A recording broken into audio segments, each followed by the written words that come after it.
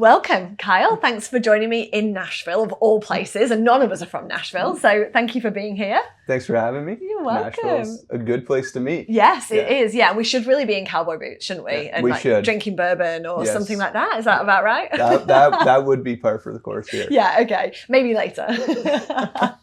Awesome. Well, thank you so much for joining me. We are pitched up in Nashville, and we've had a couple of conversations. We met on LinkedIn, which I think is how a lot of my relationships with different people in the industry have started, from I found you on LinkedIn, or I saw this. So Kyle, why did we connect? Tell our listeners. Well, yeah, LinkedIn. I had been following you for a while. Really enjoyed your content. Appreciated what you were doing from the community. It was a bit of a different industry, client, process than maybe my lane, which is always interesting to learn what other people are doing in other industries.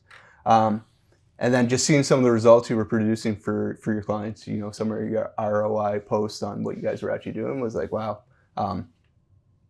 I should probably talk to her to see if she can help some of my clients. Yeah. And then we had that first initial Teams call, probably, 5-6 months ago. Yeah.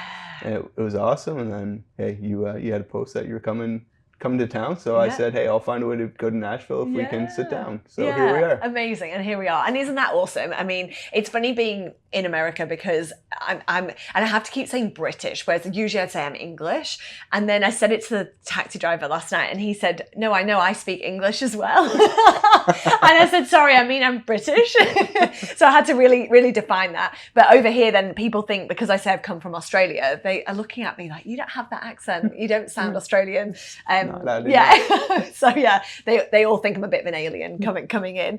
And so we connected and we talked about what you're doing in the industry, and obviously you've come from that sales background, from a field sales position. You're Canadian and you've done a lot of work in the US. So tell me a little bit about, I guess, really that journey of being in sales and then building your own consulting, because I find that journey so interesting because it's different for everybody. Yeah, it was. It's kind of like one can't exist without the other almost. Yeah. The 10 years I spent in sales and sales management is what has created the opportunity for me to do what I'm doing now. Yeah. And it was a lot of fun. But then the opportunity to build something for yourself is also a lot of fun and very exciting. Yeah. And it's amazing how much you learned selling that applies to how you actually go and sell yourself, right? Because end of the day, that's almost what it is. You're selling yourself. Yeah. Right? Sure, you offer products and services, but you're the face behind it, and you're who people trust and look to. So having those 10 years of selling and building trust and showing value and having good conversations and showing that you're trustworthy and diligent and follow up, all these things really helps be able to scale and build that business. So yeah, the sales background to building the sales company has been critical. Yeah, and it's interesting. I got asked this the other day actually with Jeb, and he said, what do you think the connection is between selling and being an entrepreneur? And it's funny because entrepreneur's thrown around a bit, and I don't know if I would necessarily say, oh, I'm an entrepreneur, I run a business. Like that's it's probably a different kind of. I don't know whether it's because I don't align with that view, or if it's overused. I'm not sure, but it's that connection. And have you found that with building your business, the being able to sell, like you said, sell yourself, but actually build a structure within your business? How have you found that, or has that been challenging? I think it's kind of twofold. In some parts, it's really easy, especially on the sales side. The focusing on the high value activities, creating, advancing, closing opportunities. Like, I'm really good at that. I'm really good at throwing everything on the back burner because it's low value activities. But then when you put the owner hat on, you realize that a lot of those things aren't low value to the long-term success of your business. So that's 100%, that's where I struggle. Yeah. It's I'm so used to protecting my calendar so well for sales activities. For me to kick that habit and be like, I got to spend time or find people to do these other things because they're not low value. They're actually incredibly crucial to running a successful business is 100% been a challenge for me, because it's not in my DNA. So it's kind of rewiring yourself and looking at things differently, and yeah, trying to find solutions. And my solution is always trying to find someone else to do it, because I'm good at the creating, advancing, closing, and running the workshops and doing the work. So it's like, hey, who can I find, or who can I utilize to do those low value activities that are actually high value for the business? Yeah, it's like that on the business and in the business, tug of war, isn't it? And you mentioned before about your being able to sell, because so you can sell yourself. Now, obviously, we're salesperson to salesperson here. I think what a lot of people struggle with is selling themselves. And I'd love to know, you've switched from being an employee to being that field sales role to then building your business and selling yourself. So it's no longer a product or a service that somebody else has created. You're no longer in there saying, hey, we've got this awesome thing. You're now saying, take a bet on me. How did you find that? I would say initially, your network is so valuable. Jed always says that at Sales Gravy, right? Like, people buy from people they know, like, and trust. And when you don't have the product or the company history to back up what you're trying to sell, people knowing you, liking you, and trusting you, is hard to build. So having people that you already know, like, and trust, and it's a mutual understanding and feeling, that network was crucial to starting the business, because it was, hey, Kyle, we know your track record. We like you as a person. We trust you to come into our business and pop the hood and look at what's going on. Come on in.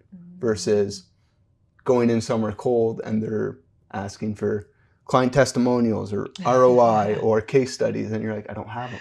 Yeah. Right? So in the beginning, that network was so crucial to building it. And then early on, I focused right away on building content, right? Because I was like, in this market, how can we show that we're experts? How can we build that trust, build that confidence in who we are? I don't have products per se, right? I am the product to some degree, yeah. right? So it's like, I really focused on and doubled down. Even pre-revenue, I was putting money into creating content, because I was like, I need to have a digital footprint. When people look me up, they can find proof that I know what I'm doing and I can help them. So those were kind of the two things: the network to start, and then getting into content creation early. Yeah, smart. And it was your network previously. How would you build that? Yeah, so it's kind of funny. My network from my previous job didn't translate super well into what I did now. Yeah. We were selling high price capital projects, and we would wash our hands of the projects almost immediately after the sale and go get the new one, next one. Yes, okay. Right? And it was all over North America, Mexico, Canada, US. So there wasn't really deep relationships there, and they weren't really in the areas where I could impact. So it was actually my personal network that was more important. So just over time, being connected with local entrepreneurs, business owners, community leaders, and then doubling down on that once I got started. Lots of coffees. Yeah, lots of coffees. Because that was actually the thing. My network when I started wasn't strong enough to support my business. And I kind of call it the 2 coffee rule, where the person I typically had coffee with wasn't the person I did business with, but it was the person they introduced me to have a coffee with that I do business with. Oh, I like that. So that's always kind of been my thing, is the 2 coffee rule. It's like, go have a coffee with someone with the intention of getting introduced to have a coffee with someone else. Yeah. Because that's probably where your opportunity lies. And it's proved itself out for me, at least. Yeah, wow. Yeah. And so is that because then they're an easier person to get into, and then they will then kind of shuffle you over because they've met you and validated you and maybe built a bit more of that like no trust element? I think that's exactly what it is, right? It's like that like no trust element, where it's like, hey, I can vouch for Kyle. I think he can help your business. You should meet him. And that's coming from a trusted advisor. or friend or colleague, right? So you're right away going into that conversation with credibility, right? Even if you don't have the track record or the proof, you have the social equity with someone that they value. Yeah. And now you've got, your network, and we were just talking before about LinkedIn and our love for LinkedIn. Obviously, that's how we connected. How have you then translated that? So you said you had this personal network. You've then done your 2 coffee rule. What's your approach now with your network? Now you're a little bit further in. Yeah, for me, it's kind of like it's exactly like attacking an organization. If you want to sell them, right, go deeper and wider. So it's the same thing with your network. Just keep going deeper and wider, right? The connections I have already, can I make them deeper connections, right? More value, more trust, more credibility, more honesty, transparency, all those good things. Just really build that connection deeper and then wider. My current network, how can I spread it, right? How can I use LinkedIn to look at second-degree connections? How can I find other industry experts or cross-vertical industry experts that align with what I'm doing and reach out to them? I think that's the value of creating content as well, is when you reach out to them, you're not cold per se, but they're like, oh, this person has some credibility to them, right? They're posting on the same topics. They've been on a podcast or they've been producing video content. It resonates with me somewhat. I see what they're trying to do. So I kind of approach it just like I would any organization, right? It's like, I want to talk to the shipper, the purchaser, the engineering department, the ops department. I want to talk to the CEO if I can, right? I want to get that as wide and deep as I can. It's the same with my network. And I guess really for us, I think that's a normal viewpoint, isn't it? Is find the person and then get sticky kind of with everybody else. But that's often where a lot of salespeople fall down, is where they go in, they meet this one connection, they don't have the 2 coffee rule. And let's say the first person, they're like, great, this person's nodding at me, they're saying yes, let's go. Like, what is the important, like, let's just kind of break that theory down for a moment. Like, what happens in that scenario when you do it all or when you don't do it all? Well, I think, I'm not sure what the exact data does, but if I look at my previous life, when we were selling capital equipment, there was somewhere between 12 and 24 people around the table. Right. So if we talked to one person, we were being very foolish. And I think it's the same thing in most sales now, where I think the most common outcome is no decision, right? Where companies aren't making decisions. It's not yes, it's not no, it's, hey, we're gonna stick with the status quo because we don't know what else to do, because our committee can't agree.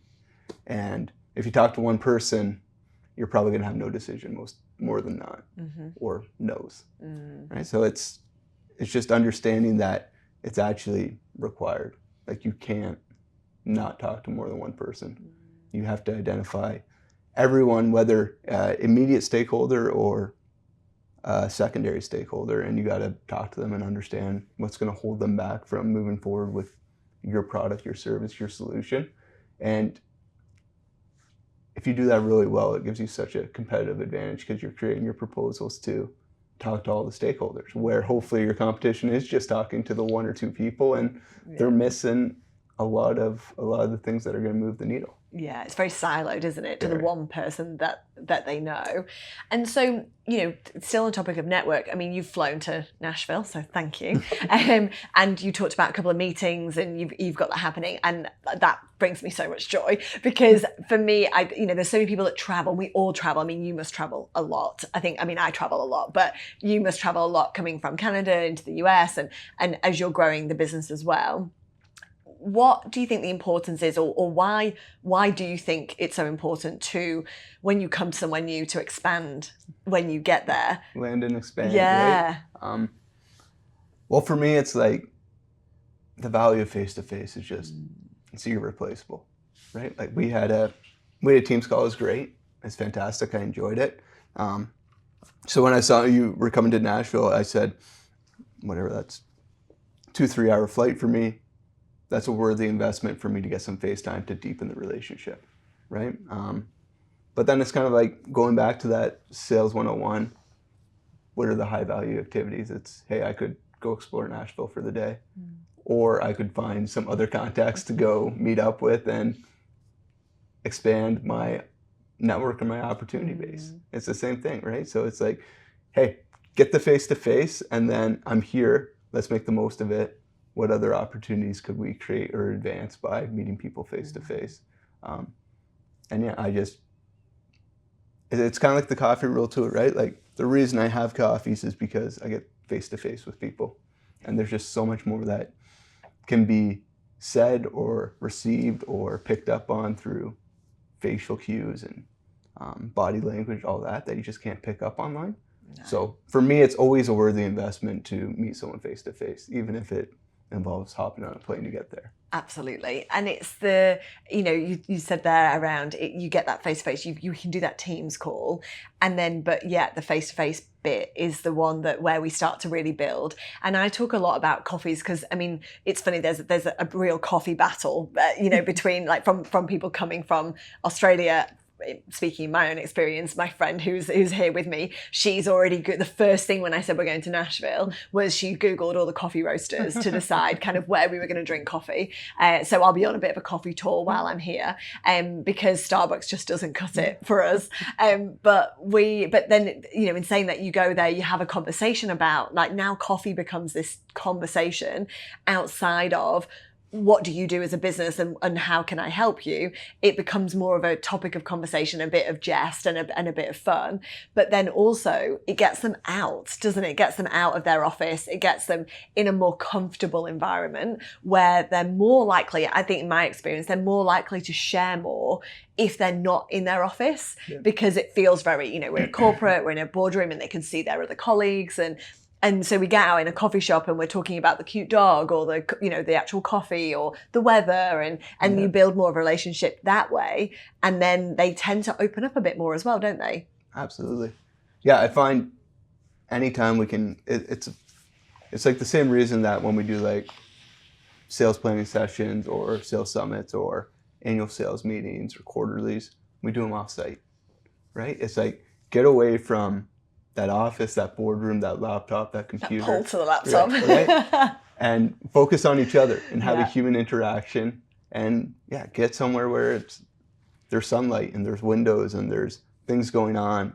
I love to have a coffee and walk if people are up for it. I love that. Just because there's something, I'm sure someone studied it or something, but something about walking beside each other versus across from each other. There's just a ton of value in creating a safe space for people. And there's no pressure to constantly have a dialogue. Like sitting in silence can be awkward, but walking in silence, a lot less awkward. And I just find, hey, if I can ever get someone for a coffee and a walk, it's a goal. Whammy. Yeah. Okay. And is that a generational thing? How do you find, like, can you get the generation above to do it as much as the generation you're in? It's a great question. I don't know. My guess is it's more probably personality. Yeah. Okay. Right? Some people might just be like, that's weird. I'm not doing that with you. Right? Whereas that's weird. I'm not walking down the street with you. Whereas some people are like, that sounds great. Like, I'll walk by the lake with you or downtown or whatever. Yeah. So I think my guess is it's more personality, but I couldn't actually tell you. Yeah.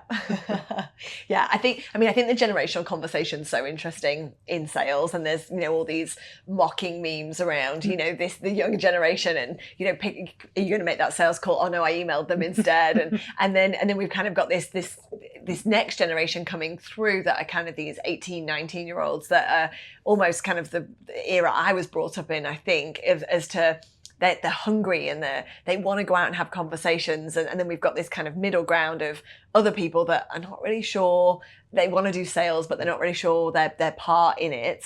Would you agree with that? Yeah, I think... I'm generalizing, sorry. No, I think it's a fair generalization. I think the common thread in all of those is leadership and mentorship. I think the inclination of that generation is to maybe do the email or hide behind the desk.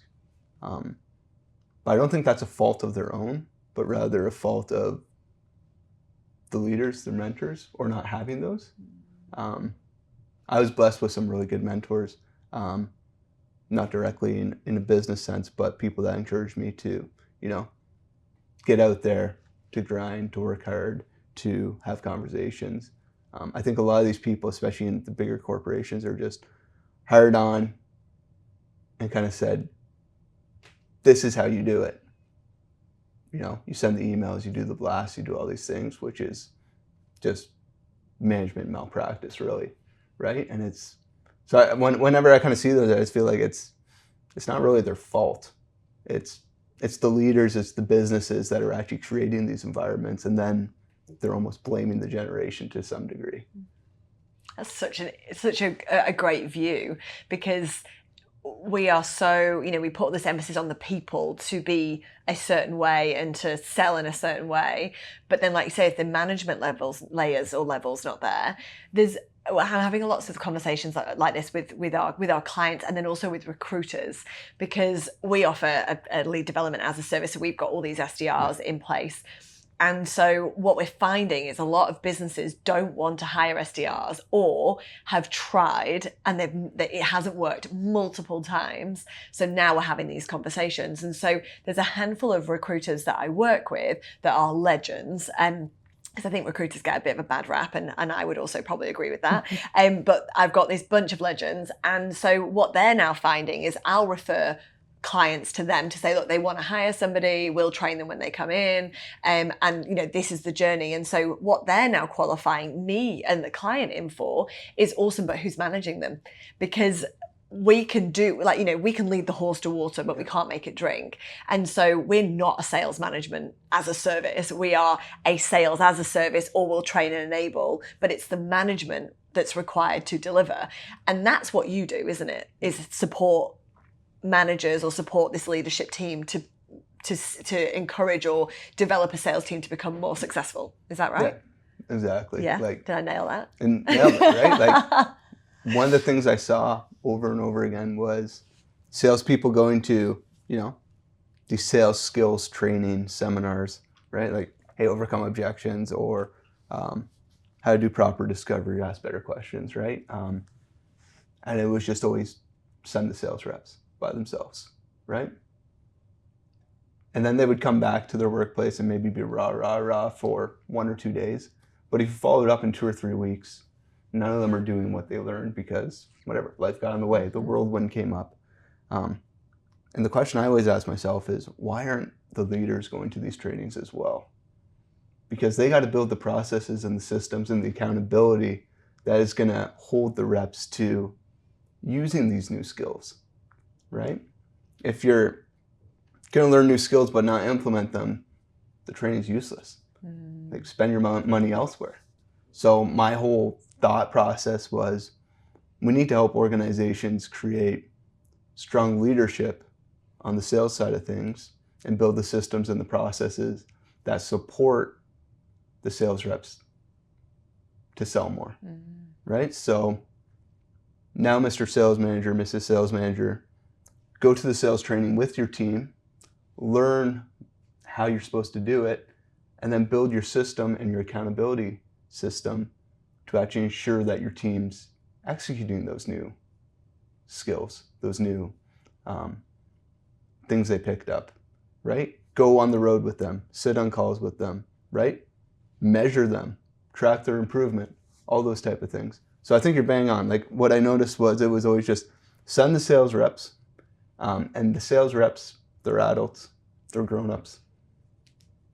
They should be able to take care of it themselves. But if you're not trained, you're not mentored, you don't have the system, don't have the structure, it's kind of anyone's game. Some will succeed, do great, majority won't. And it's down to, I guess there's two things there. One is down to obviously the individual. We talked a lot about, it's the personality, or it's about down to that actual person. But then the leaders and the managers, are you seeing that most of them aren't sales trained, or don't understand the fundamentals so that they can support the team? Because I think that's always a question I get asked is, can a manager do they have to know about sales, or can they just be a great manager? And what you just said there is looking at both sides. I think it's kind of two-part. Having sales skills and experience helps. but you can be a great salesperson and a terrible manager, right? Like that's 100%. what everyone says, right? The Yeah. best salespeople sometimes make the worst managers. Yeah. So just having the skills isn't enough. You have to understand how to train and mentor and coach and hold people accountable. Like that's where the great management, the great leadership happens, right? So for me, just to say, hey, watch me, I'll close this client, or you should have done this. Neither one in of themselves is very helpful. If they're built into a system of coaching, mentorship, accountability, training, they're super helpful. But the problem is most of the time it's either a super good salesperson that's now sales manager, and they just either believe everyone can do what they did and they don't manage at all, or they throw the whole team on their back and do their jobs for them, right? And that's kind of where we see most people sit. And for us, it's, okay, how do we take those people and actually say, yes, you need to get in the trenches with them, but you got to observe them, and you got to demonstrate for them, and you got to do joint calls with them. It's not just do the call for them. It's observe them do their own calls. Yeah, sometimes do a call for them and show them how it's done. And then sometimes it's work together as a team to do the call. It's not just pointing them, saying this is what you got to do and leaving them to it, but it's keeping track. Hey, this is the plan. This is where you're supposed to go. And I'm going to hold you accountable to that, right? I'm going to actually track our progress towards that plan. And I'm going to help you when you stumble and find ways to work around it so we can get back on track for plan. So there's a lot of things, and I think it's just, I think like what I see in most places is just complete malpractice for sales management. It's just either it's total blind trust, where it's just go do your thing, and you're adults and you're grown-ups and you should be able to do it, or it's the complete opposite, where it's like, I don't trust anyone, no one can do the job, let me do it for you. I love that. And there's just no middle ground of what proper management should be. And is that because it's lack of training or knowledge within the business for them to get there, or they've been brought up the ranks in the wrong way? Like, what's your opinion? I've never met a sales manager, besides maybe the ones I've worked with, a few others, that have been trained to be sales managers. Yeah. Right? Yeah. I think that's the gap. They haven't been put on that sales manager training Yeah. before they've been promoted. Yes. Or yeah. Right? I think it's, for some reason, it's why lots of people struggle with accountability in sales, right? Because they kind of think it's this big, fuzzy object that's really hard to measure, right? And once you understand sales, you realize, hey, it's actually quite easy to measure. Gosh, I think it's Right. one of the easiest things to measure. But if you don't have the background in sales, like you talk to a lot of like CEOs or CFOs or whatever, they just don't really understand, like, how do we, every time I talk to them, the economy's bad, the product sucks, the pricing's wrong, operations is terrible, right? There's all these excuses. How do I cut through that? I think it's the same with, they put a leader in place and they don't really understand like what their job actually is, right? They're like, hey, we got a sales manager to take care of those salespeople. Kind of go figure it out. But like, what are we measuring them on besides, hey, are we hitting our revenue goal for the year, our sales goal for the year? But they don't actually understand what the function of the role is. So they're putting people in these roles that actually don't have clear descriptions. I think that's, as with everything, it starts at the top, right? Yeah. And Yeah. like, the further down you go, the worse it gets. That's so true. You mentioned before around that management level, and then they've not really been put in that training. The thing I'm always fascinated by, and this is a lot of these scaling up companies, organizations, and probably this newer blood, I would describe it as, where they create these roles for like these chief of staff and head of and all of this, and they've only got one salesperson, or they're just building this team and they've now got this sales director that they've got nothing to direct. it's one or two people. What would you agree with that? Is that something you're seeing more of or less of as these new organizations kind of come in, get funding, and then skyrocket? Yeah. So most of my clients are probably more in the away from the startup, the tech sector, more in like kind of the manufacturing, those type of sectors. So I don't have as much direct interaction with that. But what I am seeing is the startups I do know and whatnot, it is, the focus is always on the top for some reason, and it's almost ignoring the grind it takes to build the thing, right? It's like, we'll hire an SDR and a director of sales, right? And it's like, maybe you should have 10 SDRs and a couple AEs and then maybe a sales manager. Yeah. Like, yeah. not sure why you're thinking about that. You probably cost the same. Yeah, exactly. And then in that role, it's like, well, you have nothing to direct, so you may as well be selling, right? So it's like, why aren't we just hiring salespeople? Yeah. So, not firsthand experience, but from the outside looking in, that's what I've been seeing as well, and it doesn't make a lot of sense. Yeah, I find it super interesting, and I think as well with the management level is that always having a number. Like, do you think that sales managers should always own their own number as well, or do you think they should just manage? Just manage. Yeah. Okay. Why is that? They should own the team's number, right? And it's their responsibility to use their reps to go get the number, right? So it's, hey, you own $10 million. You have 2 reps. Use those 2 reps to get the 10 million. I don't care how, right? And it's, the reality is, if you start giving leaders individual quotas, especially if they're good sales people, right? It's, hey, I'm going to a joint call with Kyle, or I can go meet this A client. 10 times out of 10, they're going to meet the A client and ignore the rep. And you start making that a habit, your reps are going to suffer.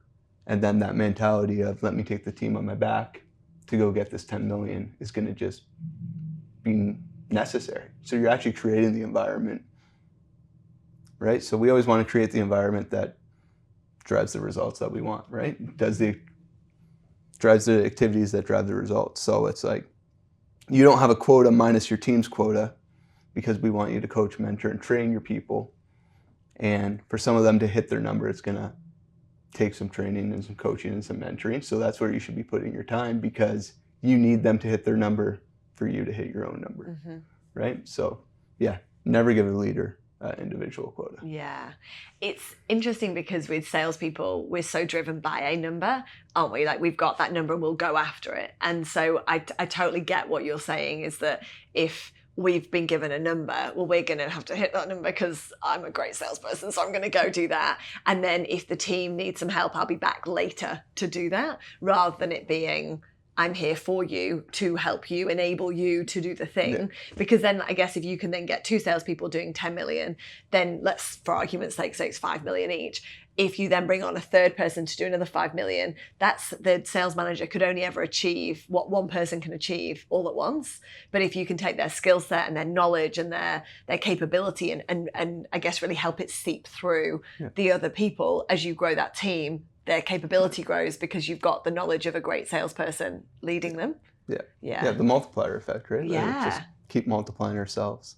And it's amazing what untapped potential most sales reps have, and they just need a little bit of guidance and coaching to uncover it, right? Like, I think everyone is capable of far more than they're doing right now. And oftentimes it just takes the right voice to show that to you and convince you and make you believe it. So if you have someone who can do that really well and lead the way, and they're doing that to 2, 3, 4, 5 people, the results are going to be exponentially larger than if that leader went out and sold himself or herself, right? So it's just like, get that leader focused on developing people, and it's going to have drastically greater results than them selling. You mentioned before about salespeople going out and getting trained and then saying the leaders should come with them. Should the leaders go get training on their own first and then they can enable their team? Like, if you've got a good leader, do you need to go and have sales training as a team? I'm not sure there's a right or wrong answer there. I think both are good. I think there's a certain element of fun and excitement of bringing someone else in or going somewhere to receive training, a new voice, a new environment. I think there's value there. I also think there's tremendous value in a leader being able to train their team as well. So if when I did lead a sales team, I relied on both, right? Because I'm just like, there's also things other people are better at than me and can explain better and articulate better and demonstrate better. So I'm going to lean on those people. And there's certain things I'm really good at, and I'm going to ensure that I pass that on to my team. So I think there's value in both. If it comes down to like dollars and cents and budgets, by all means, get a leader to get trained on something and kind of like train the trainer mentality. But if that's not the case, I would say, hey, take both routes. Because something about those new environments, those new voices, new ways of describing or showcasing something, it might just resonate better, different. I think that's healthy for a team. So for you, we talked before about traveling and getting in person and in front of people. How do you determine at those very early stages if it's worth jumping on a plane to go meet somebody for the first or second time? How do you qualify that or validate that? Or is it a gut feel? Like, how do you determine whether I'm going to jump on a plane and spend hundreds of dollars and a day flying, or I'm going to just keep them on Teams until I get to a certain point? I'll admit there's probably a good chunk of gut feel to it. I'm probably not as processed as I should be in my own little business. But in the back of my head, it's always like lifetime value, right? And not just of that client, of that relationship, right? So, for example, flew to Nashville to meet you, right? Think like lifetime value of our relationship. A leading sales figure in Australia, becoming in the world, proven by your interactions with SalesGravy this week, right? That's like an invaluable, like a priceless relationship, because it's like, that's someone in my field, in my space, that's years ahead of where I am. It would be foolish not to spend time with them. It's the same with a client, right? It might be, they're smaller, but look at their network and who they know. For example, right now I'm working with a company that is, say, $100 million, but it's part of a $1 billion parent company. Amazing. Right? There's 24 divisions, all this stuff. The company in itself is of great value, but looking at what they're attached to is of immense value. I'm hopping on that plane 10 times out of 10, right? There might be a one-off speaking engagement with a smaller company, but I know some of the people in that room, or some of the people they're connected to, or people in the area that I can tie that trip into, have great potential. I'm jumping on that plane. So I think it's a lot of, you say gut feel, but it's kind of calculations in your head of like, what's the lifetime value of that opportunity? And most of the time, I'm going to probably not be very conservative with my estimate. Like, I'll give the benefit of the doubt more often than not, because I just believe that strongly in face-to-face. That is just, if you have the opportunity to have a conversation with someone and make an impression, it's hard to put a price on that. So more often than not, I'm jumping on the plane. Yeah, awesome. I think the gut feel, I think regardless of size, I think the gut feel goes a long way. I mean, qualification's great, but you can do a bit of stalking on LinkedIn and ask a few people, and kind of, like you said, lifetime value view. We did an engagement recently for a client, and we got this list of prospects, if that's the right word, that we'd done a lead magnet campaign. It was done through a marketing. So we offer sales and marketing as a service, and we do it we've got a couple of partners that we work with. The marketing partner had generated this lead magnets, and we'd gone out and then spent all this money on the ads. And then we got this lead list back of, I think it was close-ish to 60, 70, 80, which is pretty decent. Yeah. And it's a fairly small organization. We got this list, and I'd written and curated this follow-up email, and I'm a big advocate for phone, but we do email first. So they get the download, we do an email first, and then they'll have like a little sequence, maybe 2 or 3, always adding value, no call to action to actually do something, unless they want to join or want to find out, a little bit more. But then the phone call is where then we bring all of that juicy good stuff, and then we turn it into a meeting either today or in a month's time or 9 months time, depending. And so this list went out and we did a report at the end of each quarter, and the quarter came and I said, okay, awesome, where are we at with the sales sequence? Because we actually weren't running it, the organization was. And they said, oh, we've actually not run that email sequence. And they've spent, it was quite a large investment for them. And I said, what do you mean you've not done that? And they said, well, because no one on that list is our ideal client. I mean, and I said, oh, I hate to say you're wrong, but let me look at it. Like, what do you mean? How have we waited 3 months to get to this point to then say, oh, by the way, those leads aren't valid? Because that's stuff we could have known in week 2, and the market. I mean, that's not what we do, but the marketing company could have tweaked that, and we could have made some changes.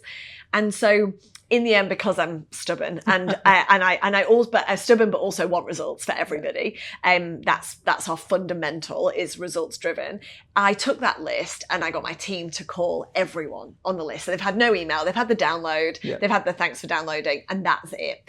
And so we ended up booking, I think it was 4 or 5 meetings off that list. So off this non-ideal client list.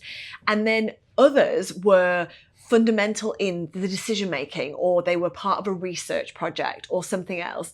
And that for me goes straight back to what you just said, is that the lifetime value or the influencer opportunity to say they know somebody that knows somebody, or your 2 coffee rule, that plays out in every connection, every touch point, because the person you're reaching out to today doesn't know who you are, but knows who you are, but doesn't necessarily know whether they need you or not. And they might not be a key decision maker, but they're going to influence you into that next person. They'll influence you into the person beyond them. And I think it's such a narrow view that we can often have, especially if we are salespeople that are having a bit of a tough time. It can be quite easy to say, well, they're not worth my time. Or as an organization looking at them saying, well, they don't fit this very rigid profile, so I'm not doing it.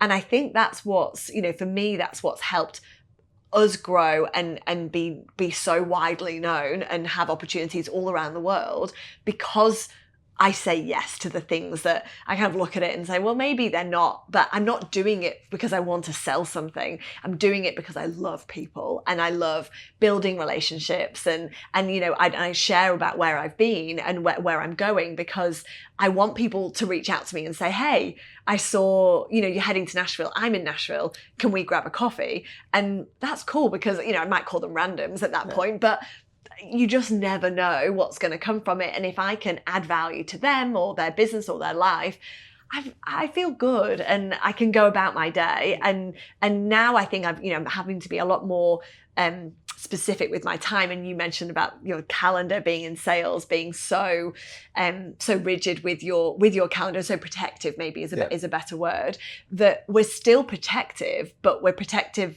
in the other areas of things that take up our time that maybe we could be spending having coffees with those second people, third people, fourth people. Oh, absolutely. It's kind of reminds me of 2 things. It's like Mike Weinberg, one of my mentors, he says one of the important jobs of a sales leader is building a bench, right? Always having a bench of people you can bring on, hire. And when I was a sales leader, director of sales, I had a calendar block every week for coffees.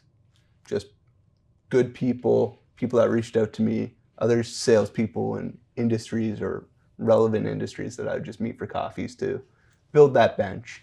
And it's kind of the same thing as a business owner now. It's like when I'm coaching people, once again, I take Mike Weinberg's approach of, hey, you have to have a focused, finite target list, right? You want results, get focused and finite, which is the exact opposite of what you're saying. But the caveat I say is you need to also allocate time in your calendar each week for those not on your target list. Those opportunities or those coffees or those conversations that you're not totally sure what they are or where they're leading, but I think you'd be foolish to ignore them, right? So it's like, I think it's an important mix of, like you said, be protective with the calendar, be focused on the people you need to, right? Your company is like, hey, they're our ideal client. Yeah, be focused on those people. Yeah. But you would also be foolish or remiss to ignore the other people out there. And my approach always is, okay, let's just time block both of them, right? It's like, if we got to build a bench, and that means maybe meeting with people and it doesn't feel as proactive as sales leadership stuff, it's like, put a time block in your week to have those conversations. If you're a business owner, have a time block to have those coffees and those conversations. If you're a salesperson, have a time block to have those conversations and those coffees and those meetings that are outside of your target list. Because I think, like you said, you never know where they're going to lead. On the flip side, if that's all you're having, you're either going to misquote or your business is going to be in trouble or whatever, right? Yeah. But 100%, it's like kind of the unknown opportunity. It's worth investigating, in my opinion, as well. Yeah. Have you read 4 Hour Work Week? I have, yes. Yeah. So in that, he talks about being like people being busy, and they rush around and you're like, gosh, they're nonstop. And I think that's a really great example of you could go and do all of the feel good coffees and I'll take a coffee and I'll grab a minute. And I always translate that back into when we're as salespeople, we are super keen to get out there and have a lunch because we can expense it, or we go get a coffee, we can expense it, we can drive out to a client because that means I'd have to be on the phone. And I always joke that as salespeople, and I can say that because I am still today the salesperson, that anything other than selling is great. Anything other than that, we will always take, because it's still easier than selling, because selling's not easy. And I think people think it's easy until they do it. And then they realise, actually, I'd rather be in a car driving to go see somebody and on the phone to my friend whilst drinking a coffee that's been expensed to the company. That's a great place to be. But I've seen it before with a lot of salespeople where they'll have all of these meetings, their cadence will look great because they've had all these meetings, they've had all these coffees, they've done lunches and dinners and all these really expensive things, and the cost per lead is just going up and up and up. And then you look at it and then you see that actually they're not the ideal client. But Kyle and Harriet were saying, go have coffees with everybody. I like your example of the time blocking for each element. So it's time block to have those relationship focused coffees, time block to have those outbound ideal client profile conversations. And I love the sharing of the Mike example of having that target list, because a lot of time is wasted in finding those lists, aren't they? Yeah. No, it's one of those things. Once you have that list nailed down to what it really needs to be, and everyone is going to look different, right? If you're in capital equipment, there might be 10 names on the list. If you're in some sort of commodity sale, there might be 150 people on the list. But once again, whenever I teach groups and we go through our sales planning, we time block the list building because we understand it takes time, right? And we build a plan around that list. So it's so much more than just like writing a list out. It's an intentional, Mike would say, it's a finite focused list. And it doesn't stop there. It's you build a plan around it, and then that plan you time block, right? So the list is almost a starting point of everything else in your calendar. And I was having a conversation with the rep the other day. He's like, I keep trying to build my list, and then every time I do, I realize it actually takes a lot of time. Right? Like I open a Word doc or Excel doc, and I think it's going to take me 5 minutes to write it, and then I realize it's going to take 2 hours, and then I don't write it because I got other things to do. Right? So it's like it's quicker to find a few quick names on LinkedIn or Zoom info and get on with it. Yeah, and you kind of get stuck in that cycle of just never really getting it nailed down. So it's like I'll always preach time blocks because they work, right? It's like as a leader, as a rep, time block. If it's list building, time block that list building, whether it's an annual list, a quarterly list, a monthly list, a weekly list, whatever your sales cycle dictates. Time block it to build a really good focused finite list. And then based on that list, time block the activities it's going to take to go after that list really well. So you mentioned Mike. Who's Mike? Tell us. Mike is, I would consider him a friend, a mentor. Mike Weinberg, he's author of New Sales Simplified, Sales Management Simplified, a couple other books. But him and Jeb were early in my career as a sales rep. I always tell the story of I was kind of hired onto one of those family companies, and it was kind of a sink or swim mentality. And of course, I was always going to do everything in my power to swim. And I realized that I didn't have that coach or that mentor that I say is so valuable for the generation that's trying to break into sales or is in sales right now. So I found Fanatical Prospecting and New Sales Simplified, and I read them and I reread them, and I built processes around them, and I really lived the books, and I saw awesome results. And then when I went into management, so we had a sales manager leave, and there was an opening, the company was hiring for it, and I was like, I want that job. My 10-year goal for the vision was to become director of sales. So this was 4 or 5 years in. I said, I want that sales manager job. So I read Mike's book, Sales Management Simplified. And then I built a plan based on me being a sales rep and everything I saw in the company. I built a plan, 14-page plan around Mike's book, and I presented it to ownership. And I was like, this is what I want to do. I want the job. This is what you can expect. And I got it. And we saw awesome results as I implemented Mike's book, Sales Management Simplified. And the whole premise of it really is accountability, right? And then time in the field with your team. Like, those are the 2 pillars of it. So we did that, right? We got crystal clear. So now my company, hey, it's all about, we create visibility so we can have accountability, because when we do those 2 things really, really well, we sell more, right? So I did that, had great results with my department, got promoted to the director of sales, did that at a couple other departments, great results. And then I went to one of Mike's conferences on Sales Management Simplified. And I went around the room in the social hour, and I asked a bunch of sales leaders, all high-performing sales leaders, hey, what's the biggest benefit you've seen from implementing Mike's book? And a lot of them, the response was, love Mike, love his content, haven't really had time to really implement the book, right? And that was kind of my light bulb moment. And I went to Mike after, and I said, Mike, how would you feel if I used your book and helped companies implement the frameworks? And he said, Kyle, the more people we can help, the better.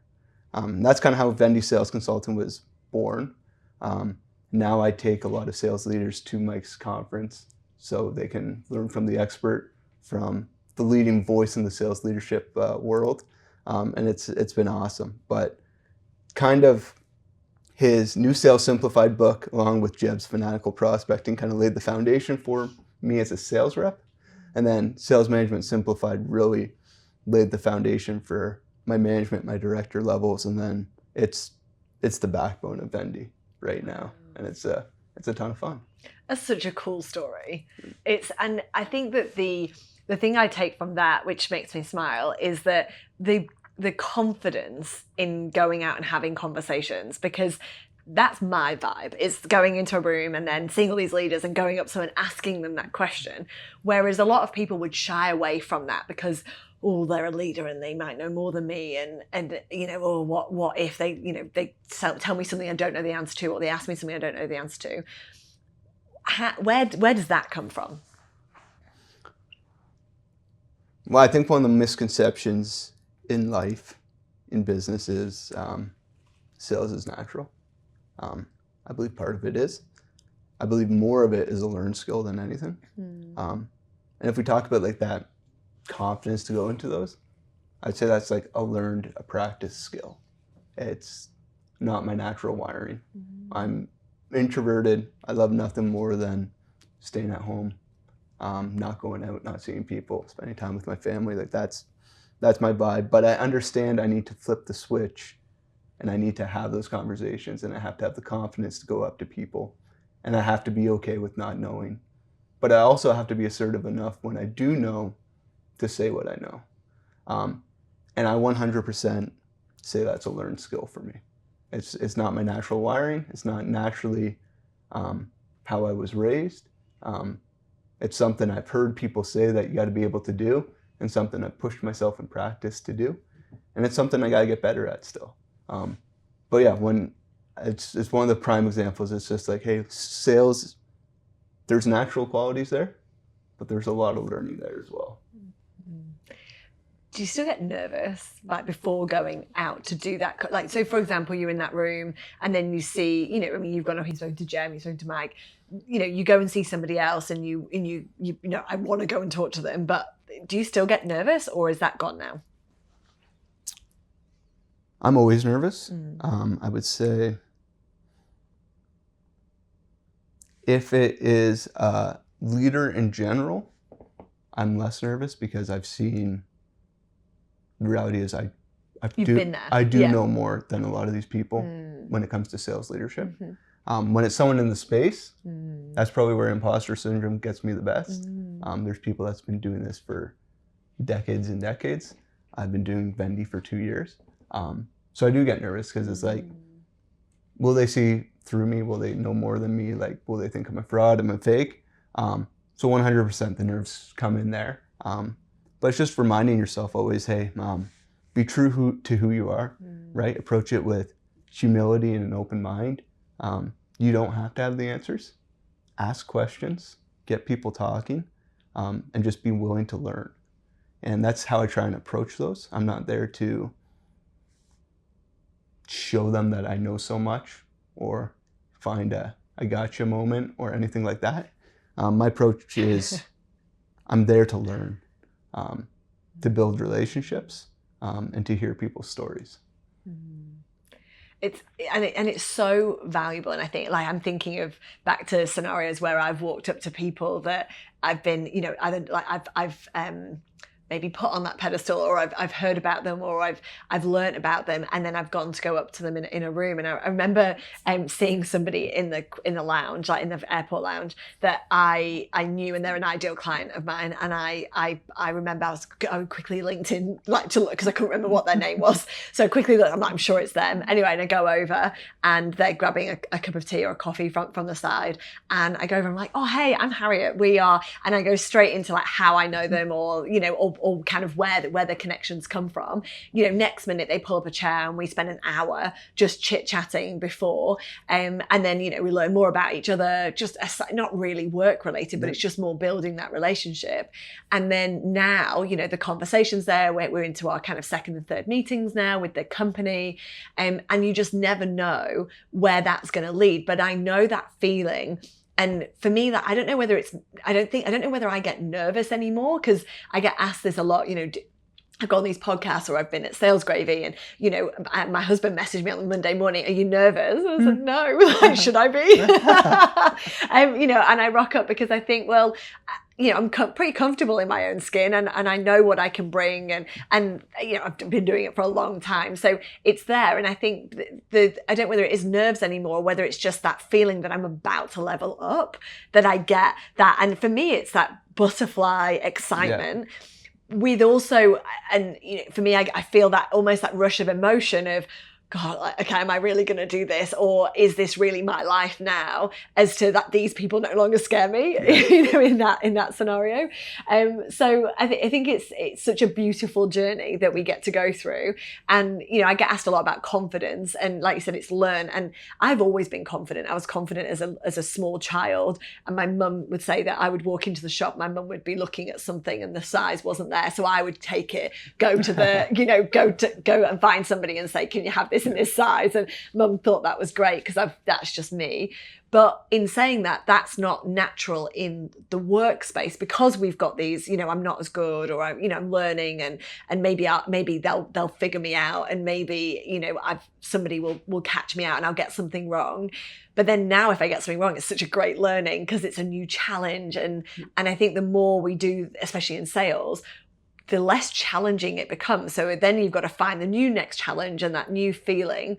And so every time there's a moment where I can feel myself pulling back, or even just looking down. And that's something I've noticed about myself. If I can feel myself start to look down when I'm walking into a room, or just before I'm about to meet somebody, I just make myself put my head up and look up straight, and shoulders back, and walk in, even though my body is recoiling, you know, backwards.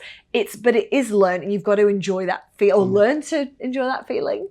I think it's learn to, right? But I think that's like probably the biggest, like the self-awareness piece, right?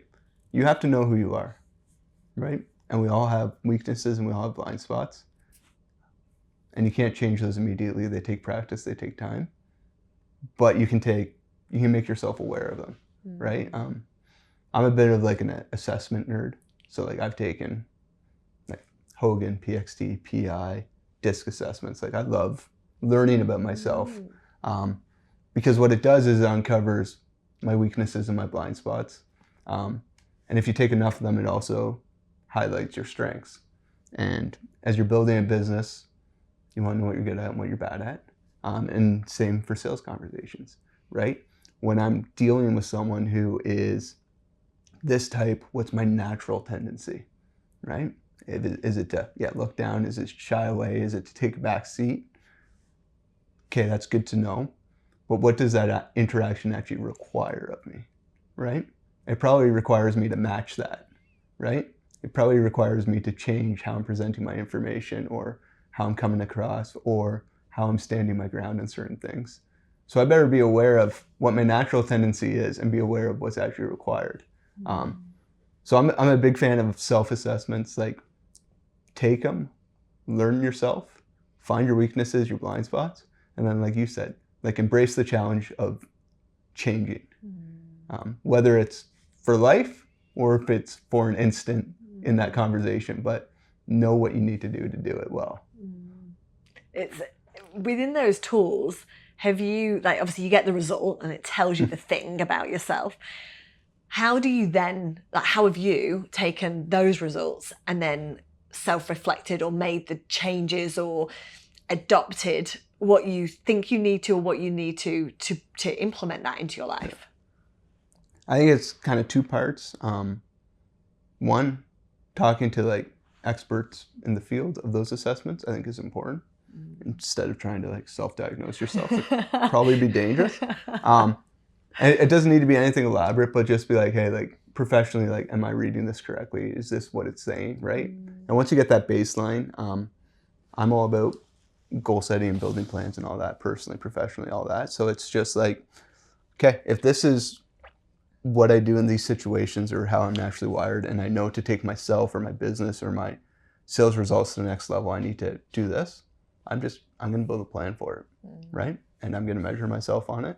And I just constantly am refining that. It's just constantly reflecting, just like I do with sales teams, right? Like, here's our goal, here's our strategy, these are the actions we're taking to execute it. Am I doing the same on my personal, professional life, just like I am with my sales results? But yeah, having expert help, having a coach, all those things, like if you can set that up, it's invaluable. Do you recommend that sales teams do these assessments as a team? Is that part of your leadership training? I do encourage it. I probably use it more on the hiring side, where I just want to know, especially on hunting roles, right? Are they naturally wired to hunt? Because that's the most difficult position to hire well for. And it's also probably one of the easier things to talk to and not actually have executed, right? If you know what to say, you can say it. Yeah. So what that does, it just allows me to know, like, hey, like, naturally, are they inclined to hunt? And if they are, I can generate questions to ask that are gonna help me confirm that. And if they're naturally not, I'm gonna get pretty direct with some questions and ask for some real life proof and dive pretty deep, and probably change my reference questions to more about the hunting than whatever else. So I really use it on the hiring side to just, and it's not the be all or end all, right? It's a guide, it's a helpful tool, it's a piece of the puzzle, and just gives us some added clarity on what kind of questions we should be asking of this individual.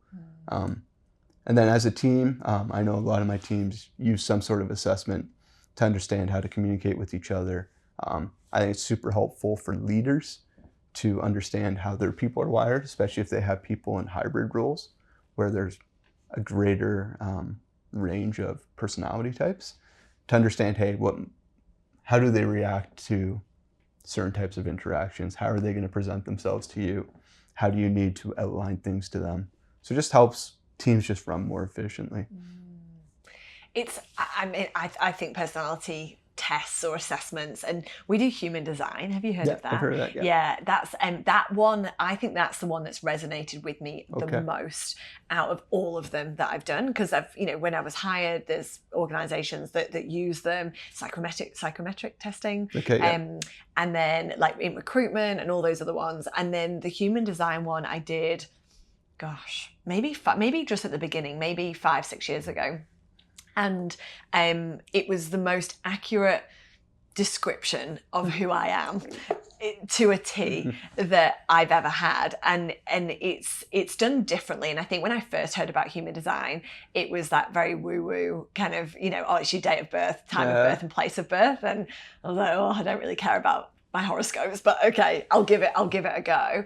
And the information we got back was so interesting, and we use that within our team today. So we'll use human design to assess all of not for hiring, which is interesting, and I have thought about it, but we've always hired from a lot of them from recommendation, or fortunate enough to get people that I've trained, and then back in the day, because I'm not someone that will poach my clients' team, just as a heads up. Good to clarify anybody listening, hey guys, I'm okay. Don't worry, I won't steal them. But then once they're in, we do a lot of trials and we've got probation periods and all of that. The human design element allows us to work out how they'll fit into the team. Because the thing I've not enjoyed previously about the psychometric testing has been, they don't fit within this profile, and therefore they're probably not going to be a good fit for us, or within that team we know that this type of personality works.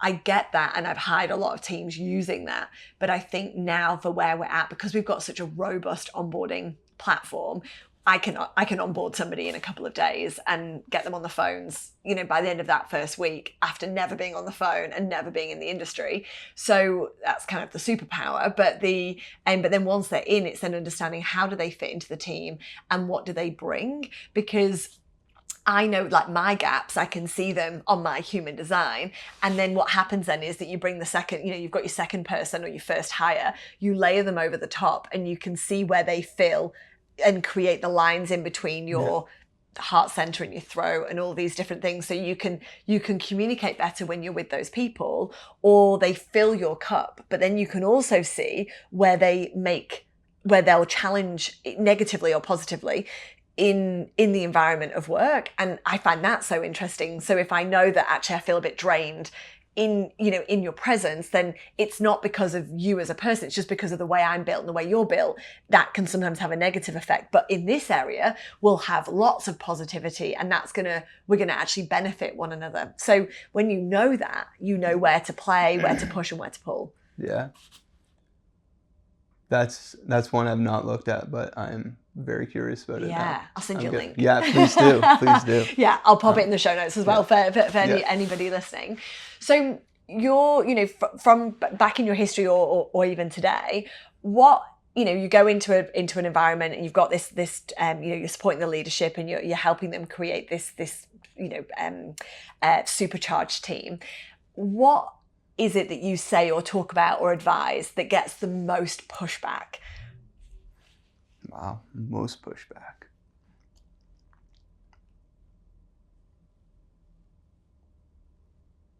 It's a good question. I'm trying to think. So I spent a lot of time in the manufacturing sector and industry. And this probably seems archaic to a lot of especially tech companies and startups and whatnot, but it's probably CRM utilization. What does that mean? So just using your CRM. Okay. Like just actually using it as a tool. Mm-hmm. A lot of pen and paper, a lot of old school sales. Yeah. So like my whole philosophy, right, is we need to enhance visibility and increase accountability to drive more sales. And without the CRM, I can't have any visibility.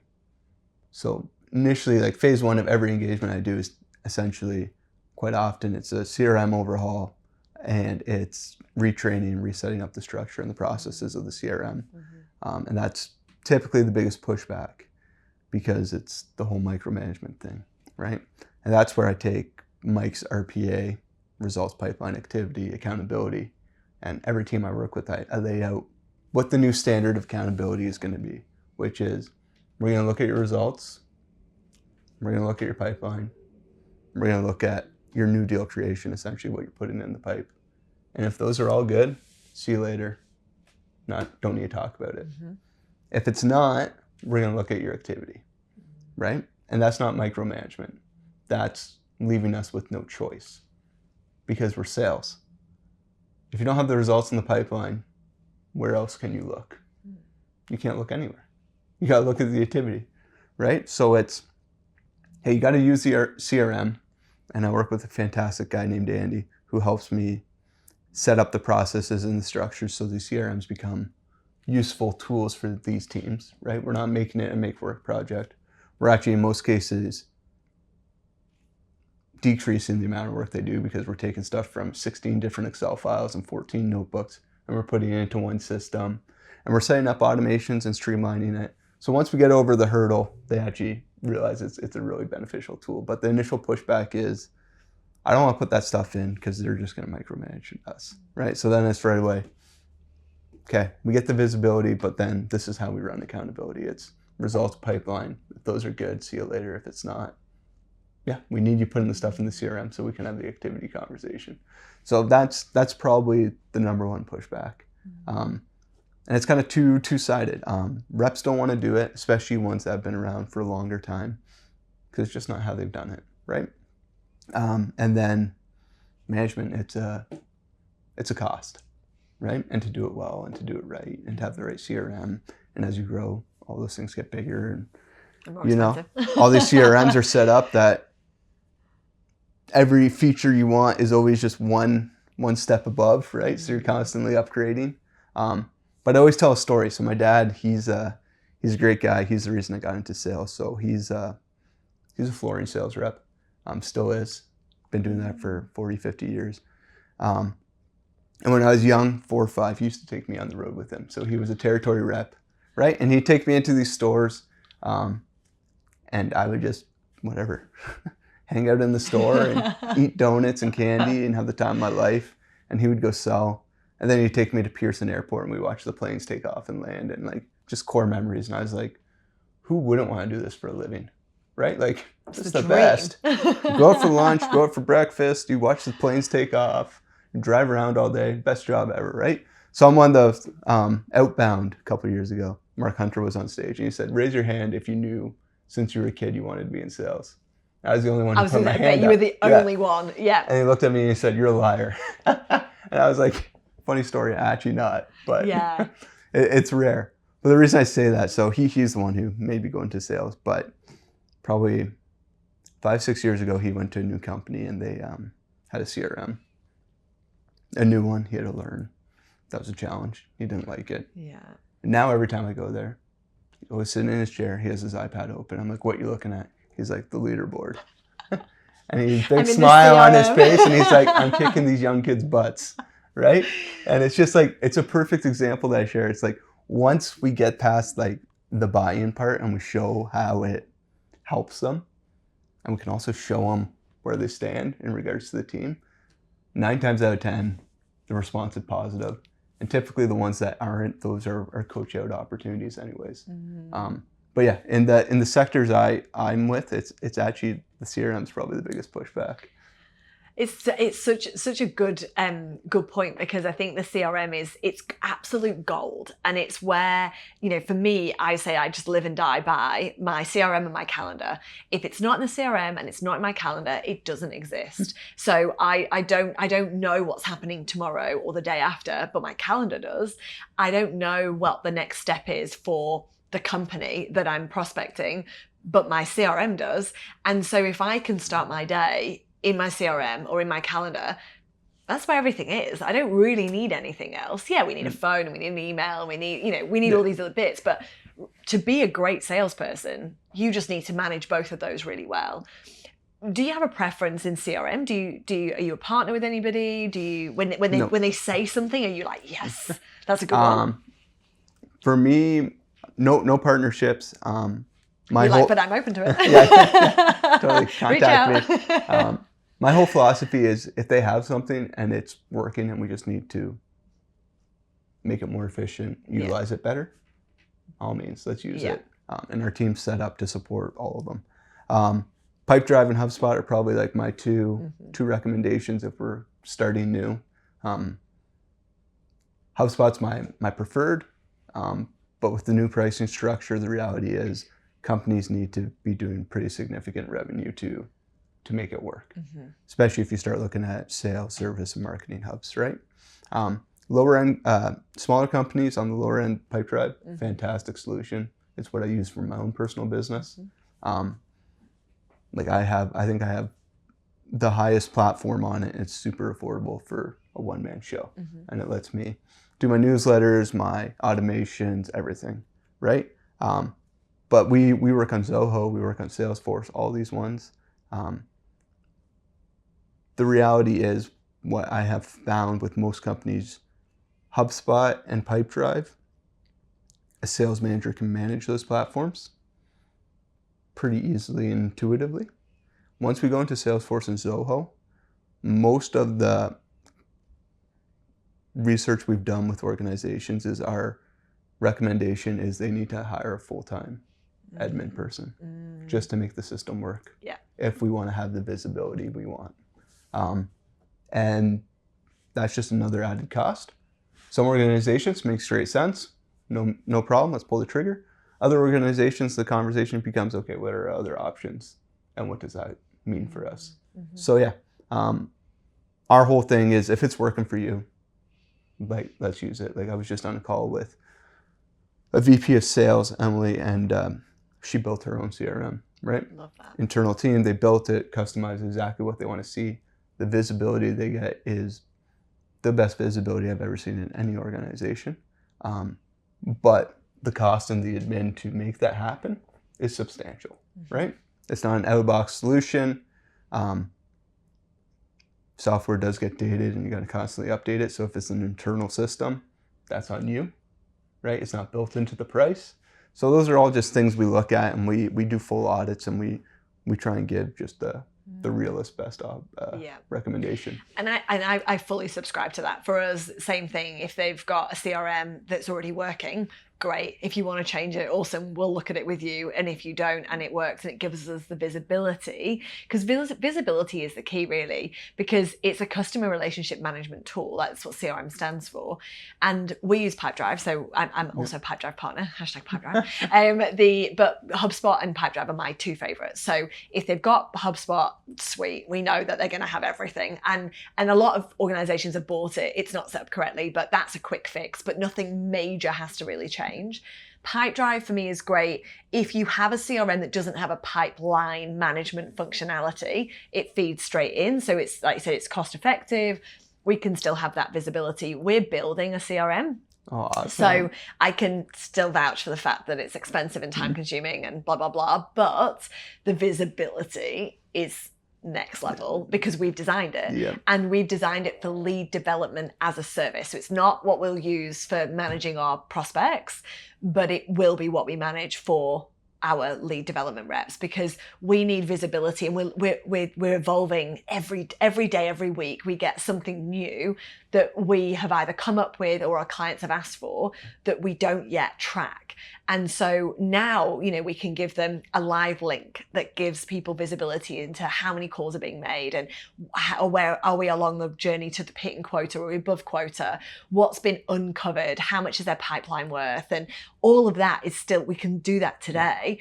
But that's basic. Like that's what I would expect to give you. Yep. And so now we're going to that next level, and we're building in AI to transcribe calls. So we don't have to record them, but we can transcribe them. It will readily fill up their notes, and we can have little tick boxes that are pre-populated based on the AI notes, so that then the sales team can get through them quicker. And so there's so much there, but there's so much out of the box that can happen. But I can imagine, you said before about that being the pushback. I see that all the time because they don't want to do it. They don't want to be micromanaged. And one of the things that we did back in the UK, it's actually a Richard Branson thing, was that he, across all of his organizations, does a report, and every day, every individual person writes a report, and it takes minutes. It pops up at the end of their day, and it will just say, "How's your day? How's your day? Win, challenge," and then like if there's a KPI, like one KPI. So it's 3 or 4 things. It can just be one word, but it's done, and that then filters to their line manager, and then their line manager fills theirs out once they've got their teams, checks in on the team, and it filters up. And if you think of an organization as large as Virgin and as large as some of your manufacturing clients, as large as some of our clients as well, technology, they're global and they've got so many moving parts. But if you imagine if everybody had a granular feed that went into the next, the C-level can have a daily report, which is only, because I think is it 6 people? You should only have 6 people reporting in. There's some number, it's like 6 or 9 should be reporting in. So it means then that CEO will get 6 reports a day, or six pieces that go in. They've got the broad view of their entire organization based on that number. And we implemented that, and it changed the game for the entire business, not just sales, but for the entire business. And so now we do it as scorecards, because we use the EOS model within our organization, and I'm finding a lot more organizations do use it, which is cool. But the scorecard for me is the winner. So if do nothing else, just the scorecard. That within that scorecard, you've got each individual person will have their own KPIs, what they're trying to achieve that week. We set the goals on a Monday morning, and on a Friday they report on it. And we're feeding that into our clients that are on board with it, because not everyone wants to do it, but I know if they start, they see the success in it, and then, so I'll keep trying, and I'm there. I'm there to make recommendations and to advise. And so a lot of them are now taking us up on it, and they're now seeing the results for themselves. And straight away, we see this kind of sharp upward spike in activity, because it's being looked at every single day. And what we manage is respected, and we need to bear that in mind. And that's exactly coming back to what you do in that leadership training piece. For sure. Yeah. It's interesting. Probably 90% of my clients are EOS. So what we've done is our whole sales planning structure that I run teams through, we get down to a weekly action, so it can translate directly into their scorecard. And then we loop back to the CRM, and we build their dashboards to reflect the EOS scorecard. So at the end of the day or end of the week, all they have to do is one screen CRM dashboard, one screen EOS report card, and it's just put the numbers in, right? No integration, that just seems overkill, but it's just 2 screens. Their scorecards are done in 10 seconds. And it goes all the way back to the sales plan. So the whole company is in alignment with what sales is doing and what we're measuring. It's awesome. Yeah, I love that. Visibility is so key. So before we wrap up, because I think we're gonna have to wrap this bad boy up. I think we've been talking for a long time, which I've thoroughly enjoyed. What would you say? So you mentioned a couple of books. We can obviously link those. Aside to those ones you've already mentioned, what's some of your favorites? Oh, good question.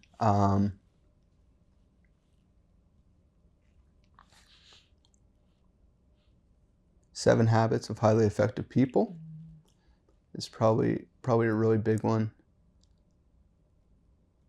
I really love, probably my favorite book to reread is Jeb's Sales EQ. Do you know, I haven't read that. I love that book. Okay. Just going into kind of the emotional intelligence side of sales, which I find can be a superpower for some people.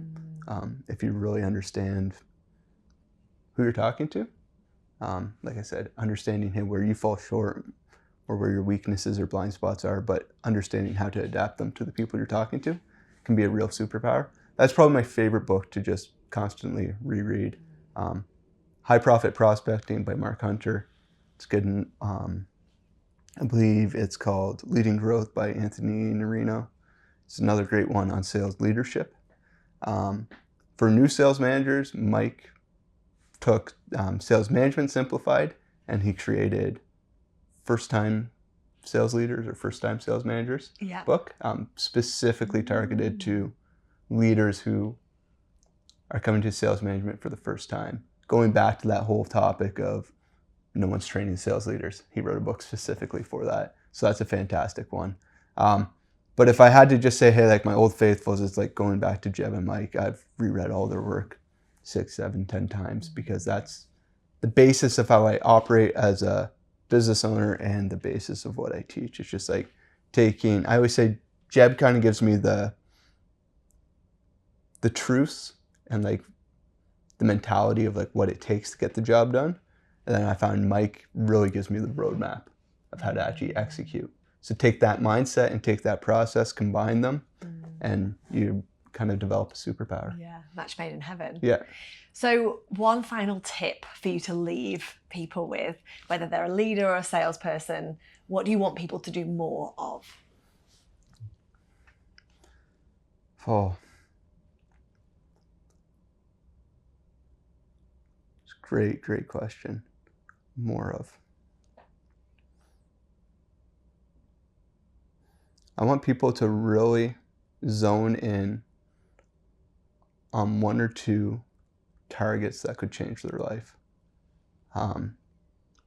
If we go back to that target list, we got T-chart, we got growable customers, we got new customers, and then we got whales.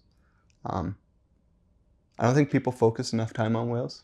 I'm not saying spend 50% of your time going after whales. But as a sales rep, look at a couple companies that if you put in 5-10% each year and you could close them in 3 or 4 years, would that commission check change your life? Focus some time on there. And then as business owners, same thing. If you're playing in the $100 million space, the $500 million space, like who are the 1 or 2 customers that you know could benefit from you, but are on that next level, and actively pursue them. Because if you can get them, they will literally change your life. Amazing. Thank you for flying in. Thank you for spending so much time. You're welcome.